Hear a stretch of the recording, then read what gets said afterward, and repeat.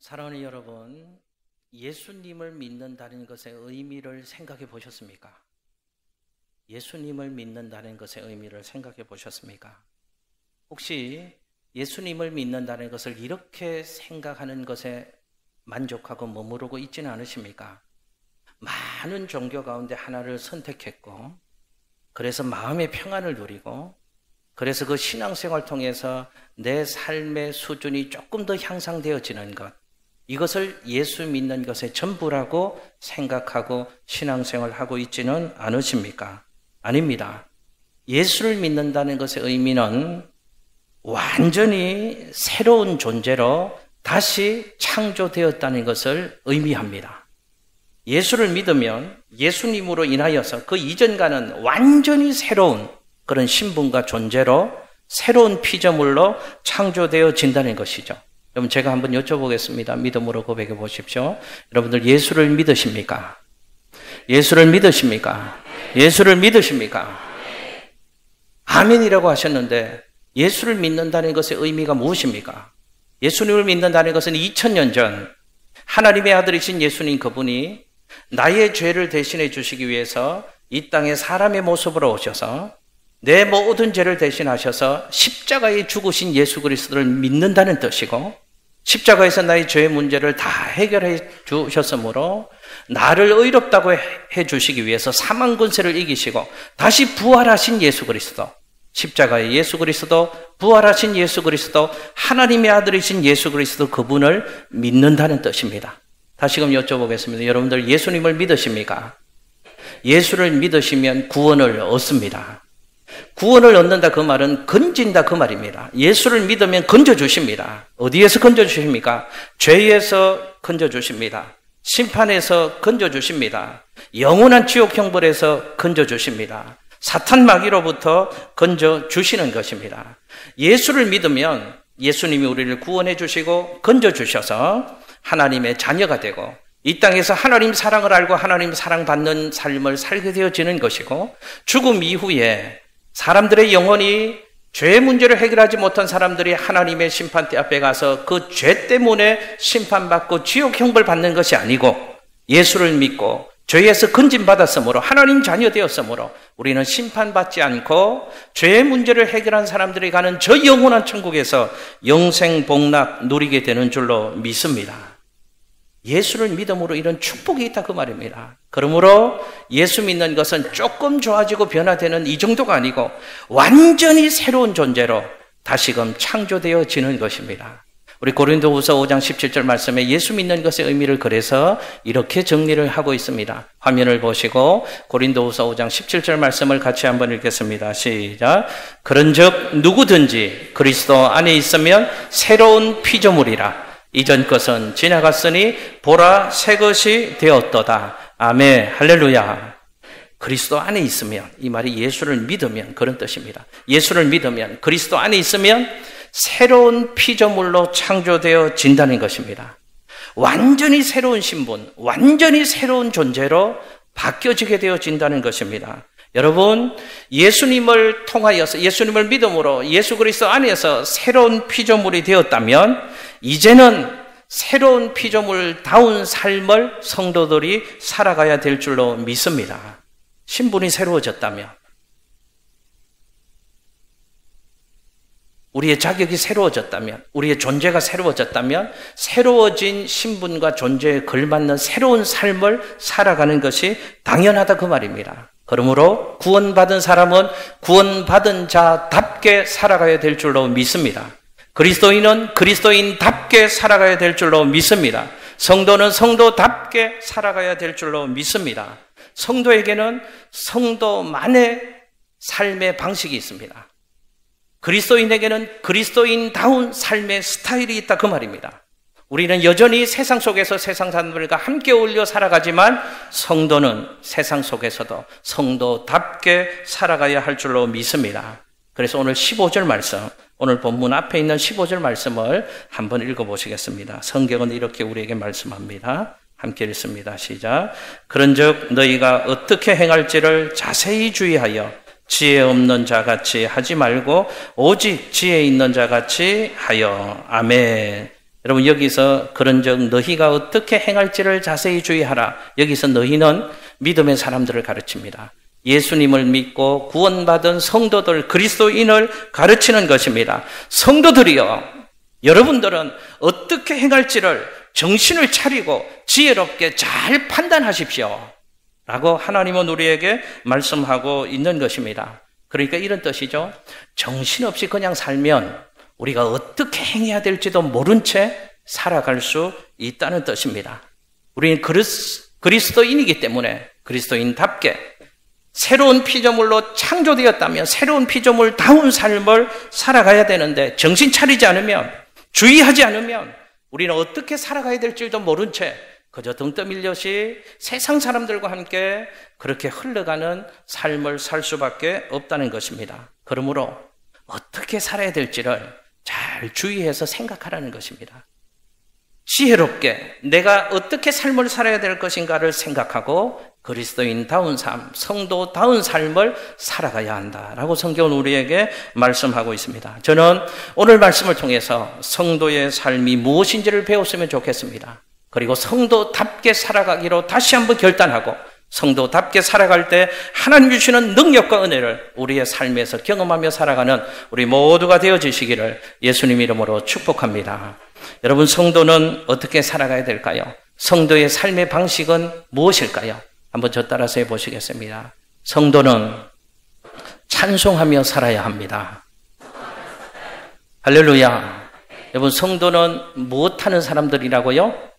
찬송하며 사는 사람들이 하나님의 사람들, 성도들인 줄로 믿습니다. 여러분 19절 말씀, 오늘 성경을 한번 보실까요? 19절 말씀에 이렇게 우리에게 도전합니다. 같이 한번 읽겠습니다. 시작. 시와 찬송과 신령한 노래들로 서로 화답하며 너희의 마음으로 주께 노래하며 찬송하며. 아멘. 이것이 성도의 삶이어야 한다. 이것이 그리스도인의 삶의 스타일이어야 한다 라고 하나님은 우리에게 말씀으로 도전하고 있습니다.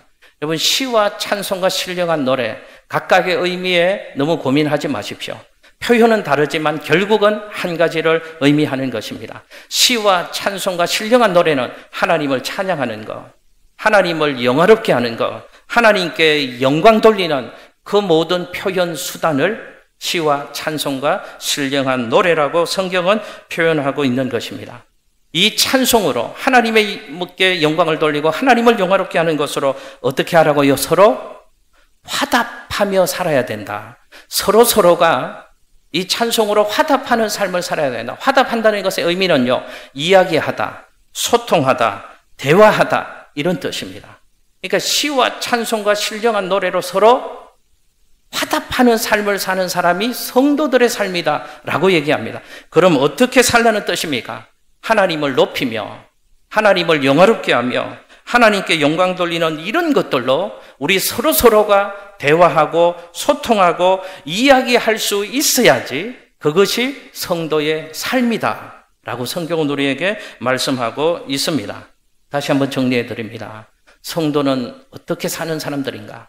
성도의 삶의 방식은 무엇이 되어야 되는가? 하나님을 높여드리는 것으로, 하나님을 영화롭게 하는 것으로, 하나님을 찬송하는 것들로 우리가 서로 이야기하고 소통하고 공감하며 사는 것이 그리스도인의 삶의 스타일이다.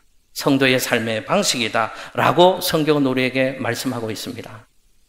이런 의문이 듭니다. 아니, 목사님, 그럼 시와 찬송과 신령한 노래로 서로 화답하면 예수 믿는 사람들은 정치 얘기도 하면 안 됩니까? 예수 믿는 사람은 영화 얘기도 하면 안 되고요. 맨날 입만 열면 하나님 영광 돌리고 찬송 얘기하고 성경 얘기하고 이렇게만 살아가야 됩니까? 라고 우리 생각할 수 있습니다. 그런 의미는 아닙니다. 이것에 대한 의미를 그 다음에 우리 19절 말씀에서 설명을 하고 있습니다. 아까 19절에 시와 찬송과 신령한 노래들로 서로 화답하며 그 다음에 너희의 마음으로부터 한번 읽어보겠습니다. 시작. 너희의 마음으로. 아멘. 할렐루야. 한 번 더 저 따라서 해보시겠습니다. 너희의 마음으로 주께 노래하며 찬송하라. 할렐루야. 마음으로 찬송하랍니다. 마음으로 찬송하라는 게 또 뭔가? 마음이라는 성경의 의미가요, 우리 어떤 신체 기관이나 어떤 부분을 지칭하는 그런 단어가 아닙니다. 여기서 마음이라는 것은 이런 뜻입니다. 내 삶의 가장 중요한 것을 담는 가장 깊은 내면의 어떤 곳, 그것을 마음이라고 성경은 표현하는 것입니다. 다시 한번요. 마음이 뭐라고요? 우리 삶의 가장 중요한 것을 담는 우리 내면의 가장 깊은 자리를 마음이라고 표현하는 것입니다. 그러니까 마음으로 주를 찬송하라, 이 말은 이런 뜻입니다. 내 삶의 가장 중요한 것을 담는 내 심령의 가장 깊은 그 자리에서 하나님을 영화롭게 하는 그것이 출발되어진 그 말을 가지고 함께 나누고 함께 소통하고 함께 교통하는 삶을 살아가야 된다. 그것이 성도의 삶이다 라고 성경은 우리에게 말씀하고 있습니다. 쉽게 이런 뜻이죠.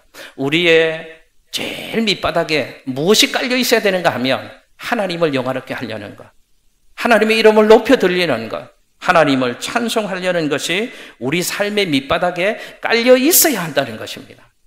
하나님을 영화롭게 하는 것, 하나님을 찬송하는 것, 하나님을 높이는 것, 이 의식이 우리 제일 밑은 삶의 자리에서 깔려 있어서 거기에서 정치를 말하고 거기에서 영화를 얘기하고 거기에서 삶의 무수한 얘기들을 나누고 공감하고 소통하며 살아가는 사람들, 그 사람들이 누구라고요? 성도들이다. 그리스도인이다. 그렇게 사는 방식이 성도들의 삶의 방식이다 라고 성경은 우리에게 말씀하고 있습니다. 여러분 기억하십시오. 찬양하는 삶을 살면, 찬양이 내 삶의 방식이 되게 한다면 우리의 삶에는 사탄의 권세를 제어하는 능력이 나타나게 되는 줄로 믿습니다. 다시 한번요. 찬송이 우리 삶의 방식이 되면, 찬양하는 스타일이 내 삶의 스타일이 되어지면 내 삶 가운데 어떤 은혜와 능력이 나타나는가? 사단의 권세를 제어하는 능력이 나타나게 되는 줄로 믿습니다. 여러분 성경에 이 하나님의 능력과 은혜를 체험했던 사람이 있습니다. 사울이고 다윗이 그랬습니다. 여러분 화면을 보시고요. 사무엘상 16장 14절에서 16절 말씀을 화면을 보시고서 함께 읽겠습니다. 읽습니다. 시작. 여호와의 영이 사울에게서 떠나고 여호와께서 부리시는 악령이 그를 번뇌하게 한지라. 사울의 신하들이 그에게 이르되 보소서, 하나님께서 부리시는 악령이 왕을 번뇌하게 하온즉. 아멘.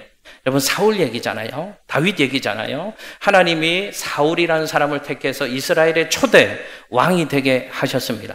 근데 사울이 하나님을 경외하지 않고 하나님 말씀 신뢰하지 않고 하나님께 불순종하는 악한 삶을 살아갑니다. 그러니 하나님의 영이 사울에게서 떠났더라 라고 성경은 얘기합니다. 하나님의 영이 사울에게서 떠나가게 되어지니까 사단의 영이 사울을 장악했다. 사울을 사단의 영이 장악하게 되어지니까 사울은 날마다 번뇌하게 되었다라고 성경은 얘기하고 있습니다. 여기서 번뇌했다 그 말은 우리식으로 얘기하면 정신분열증에 시달렸다는 것입니다. 여러분 저도 목회하면서 정신분열증에 시달리는 분들, 정신적으로 영적인 원인 때문에 시달리는 분들을 많이 봅니다. 이상한 소리가 들립니다. 이상한 것들이 보여집니다. 밤에 한잠도 못 잡니다. 늘 잠을 설치고 고달픈 삶을 살아가게 되어집니다.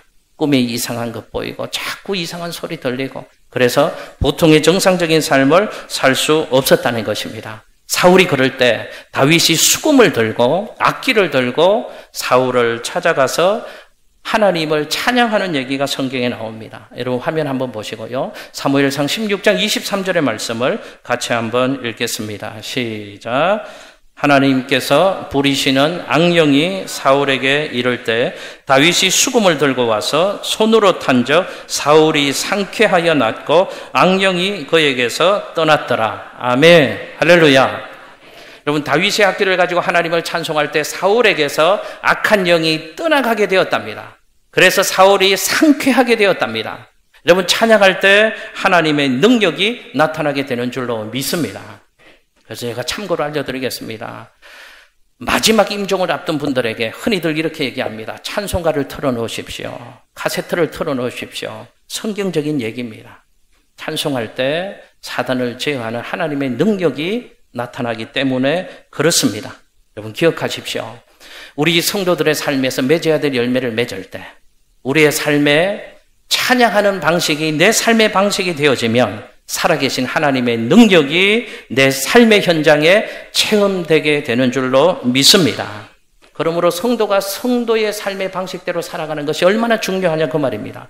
여러분 기억하십시오. 성도는 찬송하며 살아가는 사람들입니다.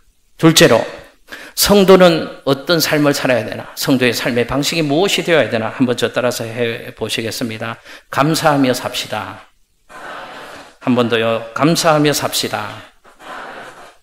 여러분 기독교만큼 감사라는 단어를 많이 쓰는 것을 보셨습니까? 기독교는 감사의 종교입니다. 성도들의 삶의 특징은 감사라고도 얘기할 수 있습니다. 여러분 저도 목회하니까 환우들 신방 갈 때가 많잖아요. 그런데 때로는 어떨 때 환우분들 신방 가면 위로와 소망의 말씀을 드려야 되는데 제가 죄송하고 미안해서 무슨 말씀을 드릴까 한마디도 입도 안 떨어질 때 있습니다. 어느 한 권사님을 신방을 갔습니다. 그 권사님이 횡단보도의 길 옆에 신호를 받으려고 서 계시다가요. 이렇게 약간 커브길이었는데 화물차가 이렇게 커브를 돌면서 짐이 풀려서 그 횡단보도 기다리고 있는 그 횡단보도에 서 있는 사람들을 친 사고가 있었습니다. 그때 사고를 입어서 제가 섬겼던 그 교회 권사님이 병원에 입원하셨습니다. 그래서 신방을 갔습니다. 신방의 현장을 보니까 많이 다치셨습니다. 낙심하셨을 것 같습니다. 재수 없다고도 생각할 수 있을 것 같고 하나님이 나를 지키시는데 나 새벽 예배하고 하나님 잘 섬기는데 어찌 이리 날벼락 같은 일들이 일어날 수 있겠나 낙심이 될 것 같습니다. 제가 입이 떨어지지 않았습니다. 그런데 그 병원 문을 들어가서 그 권사님의 얼굴을 뵙는 순간 권사님이 제게 이렇게 위로하십니다. 목사님 얼마나 감사한지 몰라요.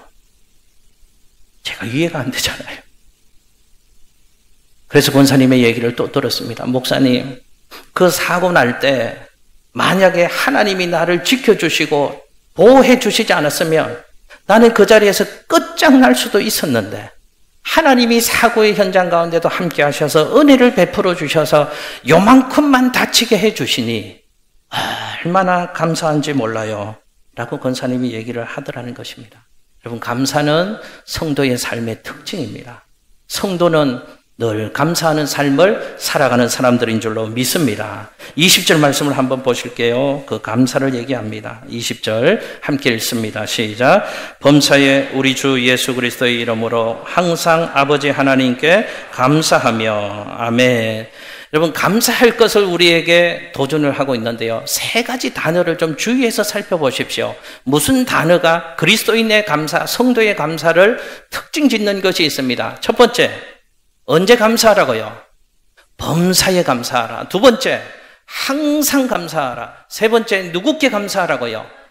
하나님 아버지께 감사하는 삶을 살아야 된다.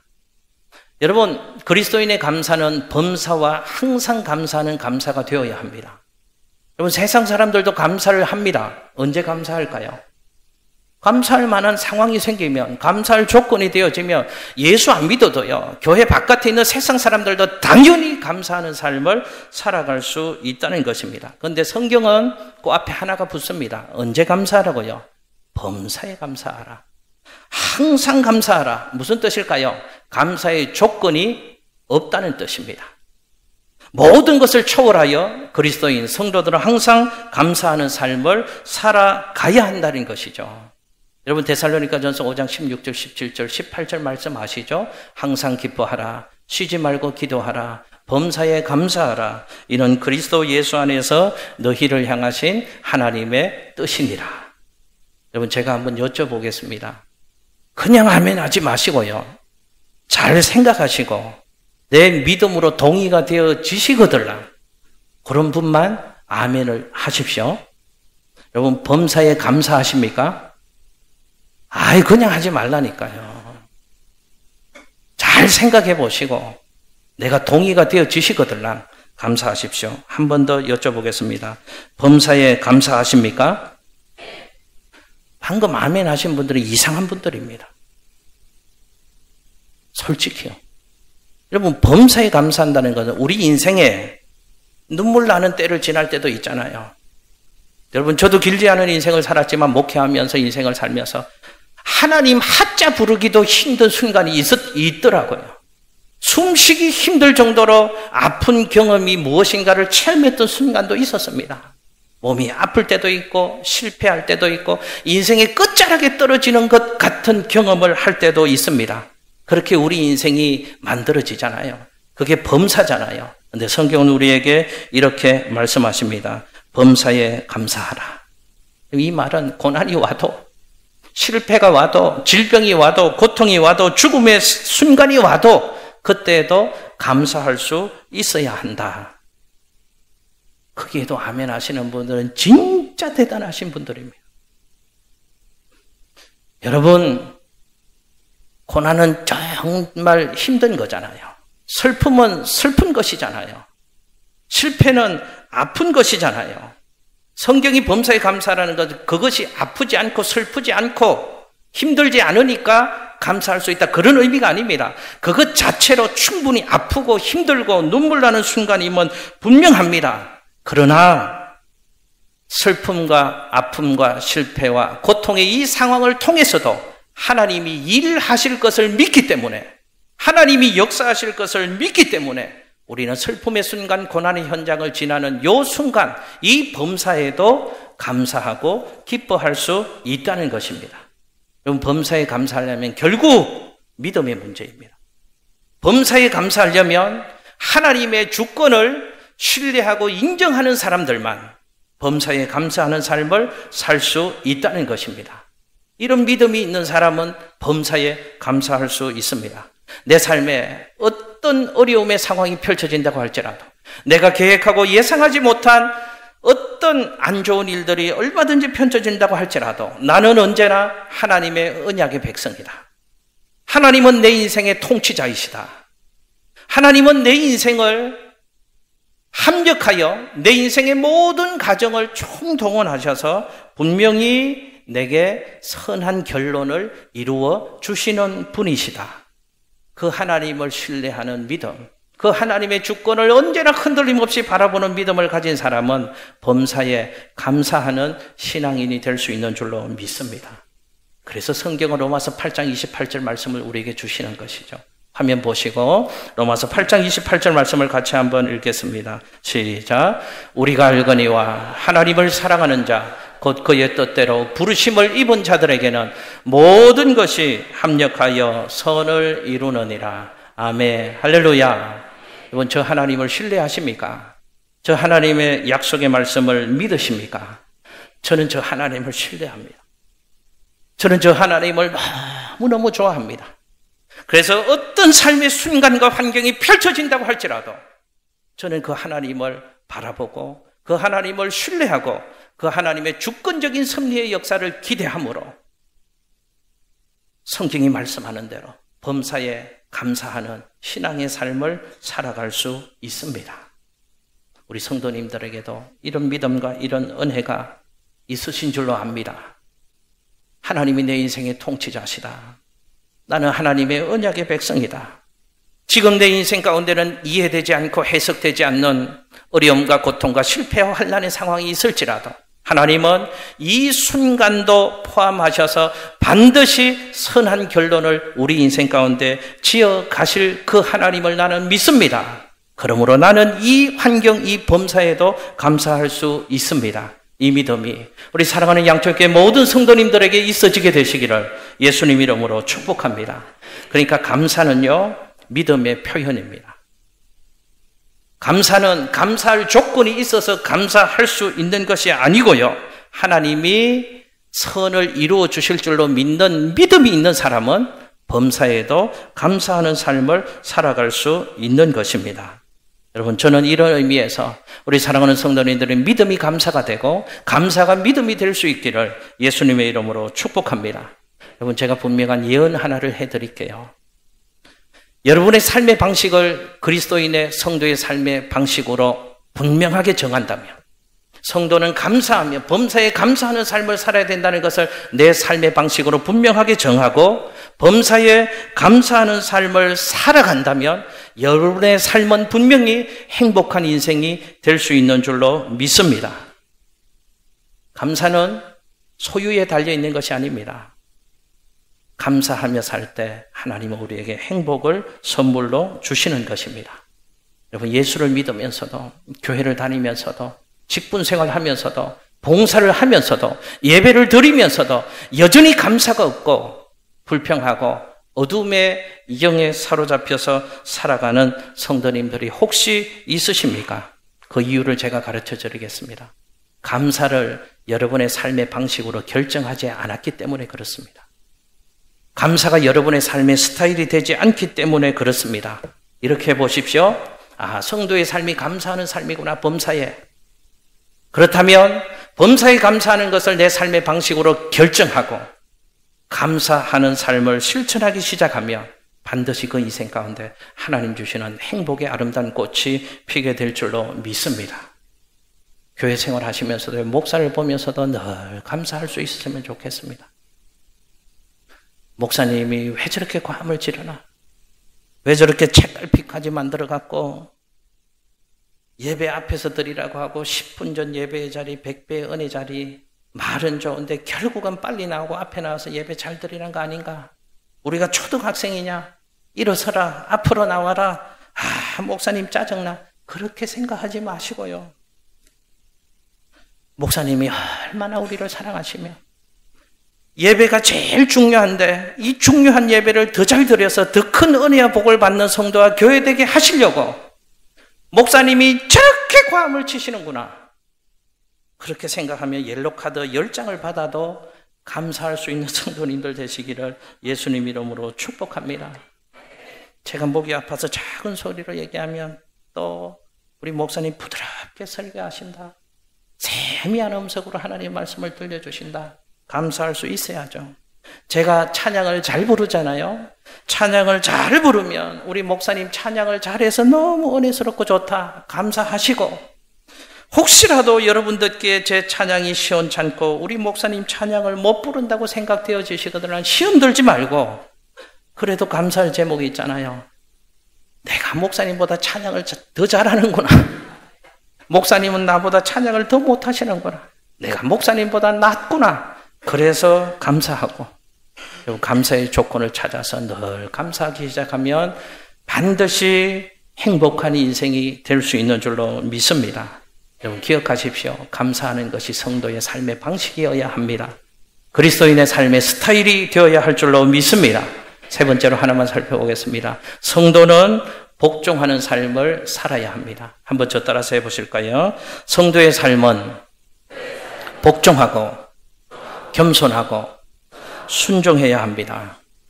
할렐루야. 여러분 오늘 21절 말씀을 같이 한번 읽겠습니다. 21절 같이 읽습니다. 시작.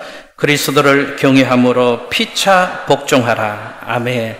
여러분 복종하라는 이 의미가 좀 부담스럽고 마음에 걸리게 들려지시거든요. 이 복종이라는 의미적으로 보면 두 단어로 바꿀 수 있습니다. 겸손과 순종이라는 단어로 의미적으로 상통하기 때문에 그렇게 바꿔도 무방합니다. 그러므로 그리스도인의 삶의 방식은 복종, 겸손, 순종이어야 한다라고 성경은 우리에게 가르치고 있습니다.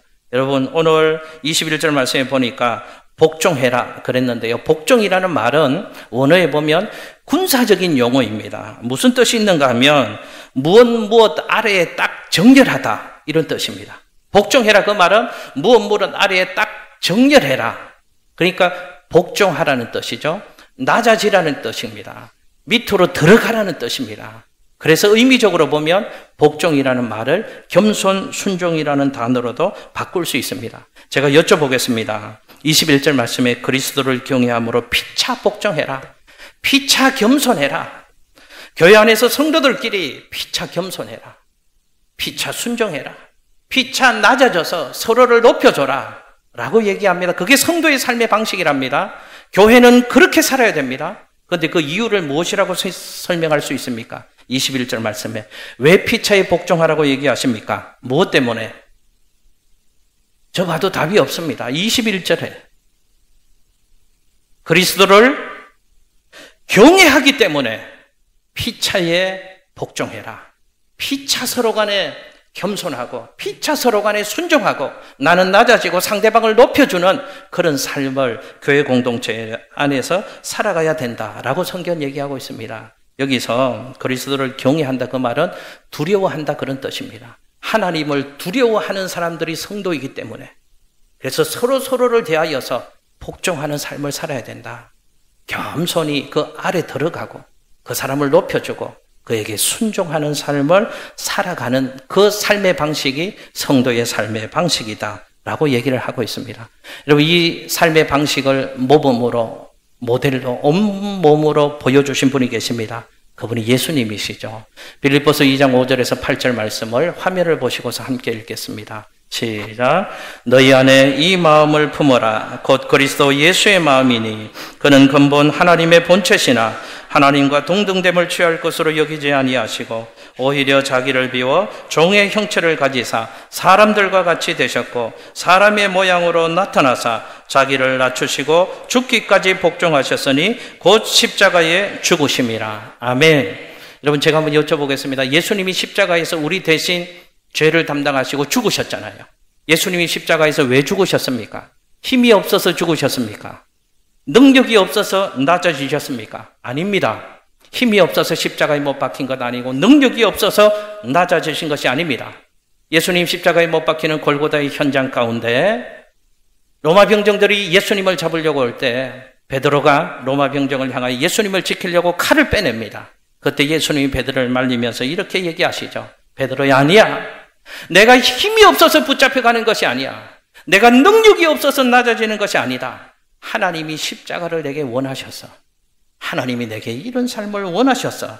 그래서 예수님이 십자가를 지신다는 것입니다.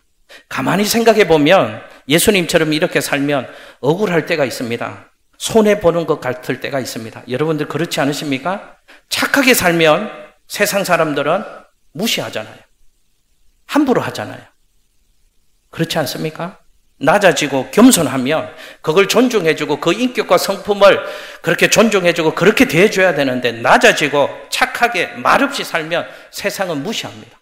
저도 가끔씩 고민될 때가 있습니다. 목회하면서 너무 착하게 목회해도 안 되겠다 그런 생각이 듭니다. 왜냐하면 제가 예전에 선배 목사님들, 지금 천국 가신 훌륭한 목사님들 그런 분들의 얘기 듣고 제가 또 부교역자에 하면서 목사님들을 모셔보고 교회를 이렇게 살펴보면 이런 이상하고 안타까운 현상이 있습니다. 목사님이 세게 하시면 교인들은 순종하는 듯이 끌려갑니다.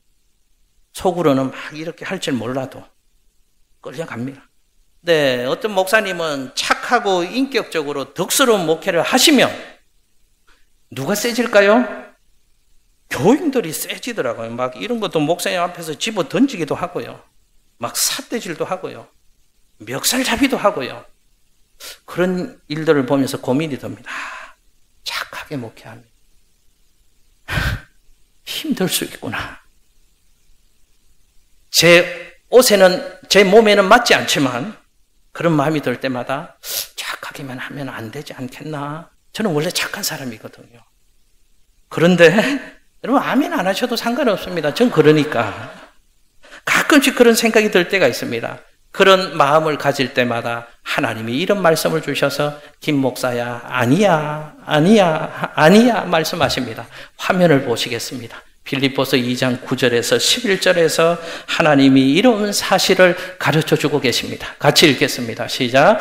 이름으로 하나님이 그를 지극히 높여 모든 이름 위에 뛰어난 이름을 주사 하늘에 있는 자들과 땅에 있는 자들과 땅 아래에 있는 자들로 모든 무릎을 예수 이름에 꿇게 하시고 모든 입으로 예수 그리스도를 주라 시인하여 하나님 아버지께 영광을 돌리게 하셨느니라. 아멘. 할렐루야. 이 말씀 때문에 그럴 수가 없네요. 또 낮아지면 하나님이 어떻게 하신다고요? 높여주신답니다. 그러니 낮아져야죠. 낮아지면 십자가의 자리로 내려가면 내가 순종하고 겸손해지면 하나님이 우리를 높여주신답니다. 여러분 하나님이 높여주시는 그 높임이 참된 높임인 줄로 믿습니다. 하나님이 높여주시고 모든 무릎을 그 아래 꿇게 하시고 하나님 아버지께 영광 돌리는 멋진 인생으로, 존귀한 인생으로 세워주신답니다. 낮아져라, 겸손해라, 순종해라. 그러면 하나님이 높여주신다. 하나님이 통하여 영광을 받으신다. 이게 성경의 원리고 성경의 가르침입니다. 여러분, 우리의 모습을 한번 생각해 보십시오. 내 자존심 세우려고 하다가 무너지고 낙심하고 실망할 때가 얼마나 많습니까? 자존심이 뭡니까? 내 스스로가 나를 세우려고 하는 것 아닙니까? 나를 무시한다고 생각하니까 내가 뭘 어떻게 세우려고 하잖아요. 그러다가 낙심하고 무너지는 경험이 참 많이 있잖아요. 그때 하나님이 이렇게 말씀하십니다. 아니야, 김 목사야 아니라니까, 김 권사야 아니라니까, 김 장로야 아니라니까. 딴성했다가 또 왜 나한테 얘기하냐가 그럴까봐 제가 김씨니까 김씨만 하겠습니다. 김 목사야 아니야, 김 장로야 아니야, 김 권사야 아니야, 김한수 집사야 아니야. 너 내 앞에서 자꾸만 네 자존심 세우려고 하지 마라. 그건 세상 사람들이 사는 방식이고 그리스도인의 삶의 방식이 아니란다. 낮춰라, 겸손해라. 때로는 바보처럼 여겨질지라도 좀 더 겸손해져라, 낮춰라. 그러면 내가 너를 높여줄 것이다. 그러면 네 삶을 통하여 영광받아 주실 것이다. 할렐루야. 여러분, 이 말씀이 우리 모두에게 주시는 살아계신 하나님의 말씀으로 받고, 오늘 이 말씀도 교회 공동체를 향해서 주셨던 말씀이거든요. 오늘 이 말씀을 통하여 우리 교회 공동체가 피차에 낮아지는 삶, 자존심 세우지 말고요, 피차 낮아지고 피차 겸손해지는 삶을 말씀대로 더욱 살아가서 우리 양천교회 신앙공동체가 더 멋있고 견고한 신앙공동체 될 수 있기를 예수님 이름으로 축복합니다. 낮아지십시오. 낮아지면 높아주시고요, 낮아지면 그 삶을 통해 하나님이 영광 받아주실 줄로 믿습니다. 여러분들 축복하며 말씀을 맺겠습니다. 성도는 성도답게 살아야 합니다. 찬양하며 사시기를 바랍니다. 감사하며 사시기를 바랍니다. 겸손히 순종하며 사시기를 예수님 이름으로 축복합니다. 기도하겠습니다.